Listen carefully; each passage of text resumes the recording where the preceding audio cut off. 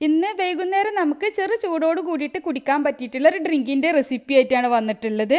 അതിനായിട്ട് 3.5 table spoon ഗോതമ്പ് പൊടി ഒരു സോസ് പാനിലേക്ക് ഇട്ടിട്ടുണ്ട്. ഇതിലേക്ക് 1/2 കപ്പ് വെള്ളവും കൂടി ചേർത്തിട്ട് കട്ടയൊന്നുമില്ലാതെ മിക്സ് ആക്കി എടുക്കാം.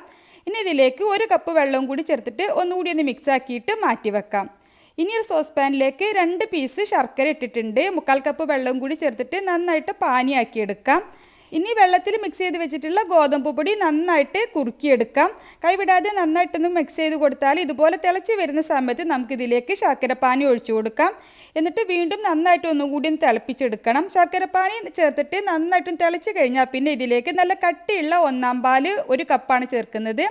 1/4 പാല് ചേർത്തിട്ട് പിന്നെ കൂടുതൽ സമയം തിളപ്പിക്കേണ്ട. നന്നായിട്ട് മിക്സ് ആക്കി എടുത്തതിന് ശേഷം ഇതിലേക്ക് ഒരു 4 ടേബിൾ സ്പൂൺ ചിരിവിയ തേങ്ങ, 1/2 ടീസ്പൂൺ ഏലക്കാപ്പൊടി, 2 നുള്ളു ഉപ്പ് കൂടി ചേർത്തിട്ട് നന്നായിട്ടൊന്ന് മിക്സ് ആക്കി കഴിഞ്ഞാൽ പിന്നെ ഫ്ലെയിം ഓഫ് ചെയ്യാം. ചെറുതായിട്ടൊന്ന് ചൂടാറിയതിന് ശേഷം നമുക്കിത് സെർവ് ചെയ്യാം. അടിപൊളി ഡ്രിങ്കാണ്, ട്രൈ ചെയ്ത് നോക്കണേ.